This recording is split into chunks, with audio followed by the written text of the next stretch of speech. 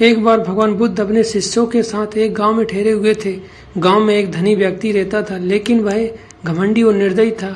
उसके बुरे कर्मों के कारण गांव के लोग उससे दूर ही रहते थे, लेकिन उसकी संपत्ति के कारण वे उससे डरते थे।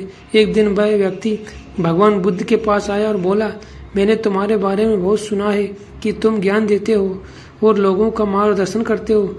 अगर तुम सच में ज्ञानी हो तो मुझे ये बताओ कि मेरे जैसे व्यक्ति का क्या होगा। बुद्ध मुस्कुराए और बोले, तुम्हारे सवाल का जवाब तुम्हारे कर्मों में छिपा है। जो भी व्यक्ति जैसा कर्म करता है उसे वैसा ही फल मिलता है। ये सुनकर वह व्यक्ति हंसते हुए बोला, मैंने अब तक कितने बुरे काम किए हैं, लेकिन मुझे अभी तक कोई बुरा फल नहीं मिला। तुम्हारा ये सिद्धांत मेरे लिए लागू नहीं होता। बुद्ध ने उसे धैर्यपूर्वक समझाते हुए कहा, कभी कभी कर्म का फल तुरंत नहीं मिलता। जैसे बीज को वृक्ष बनने में समय लगता है, वैसे ही कर्म का फल भी समय पर मिलता है। बुद्ध ने उसे एक उदाहरण दिया। मान लो एक आदमी किसी जहर को पी लेता है तो उसका असर तुरंत नहीं होता। कुछ समय बाद उसका शरीर उस जहर का असर दिखता है। उसी प्रकार बुरे कर्मों का फल भी समय आने पर ही मिलता है।